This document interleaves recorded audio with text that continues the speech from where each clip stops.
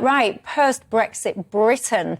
What should it look like? Who should we trade with? Should there be limits? Should there be a cut-off or a threshold as to, yes, you country A, you make the grade, country B, no, we don't like the look of you. You're up to the things that are no good.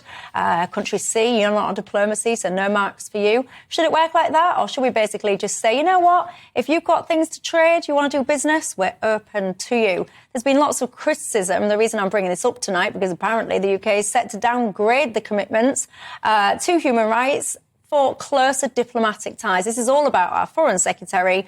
He's saying we're going to move forward, we're going to create relations, trade, all the rest of it with countries like Africa, Latin America and Asia. Henry, some people are saying it's a bit of a race to the bottom and that we should have higher standards than some of this. What do you think? Well, you do have to be very careful. It's a fine balancing act because on the one hand, human rights are important, Western values are good, and it's good that we try and export those around the world.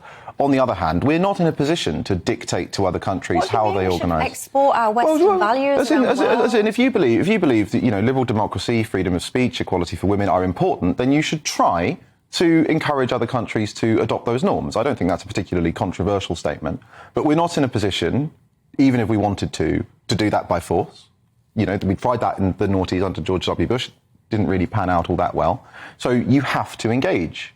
And it's also just in our country's interest, especially if we're going to be boycotting Russia, for example. We can't then afford to get on our high horse and boycott the rest of the oil-producing countries, most of which, have governments that we might not like the records of. So what we actually need to do is we need to recognise that if we don't trade with these countries, they're only going to go and trade with countries like China, which care even less about human rights, altogether. And so it has to be a fine balancing act. We need to engage, but we need to make sure that that engagement is in accordance with our values. And that means, for example, making sure that Western companies that are operating in these countries are not exploiting workers, are not breaching human rights themselves, and that we are upholding our standards even as we forge these economic relationships.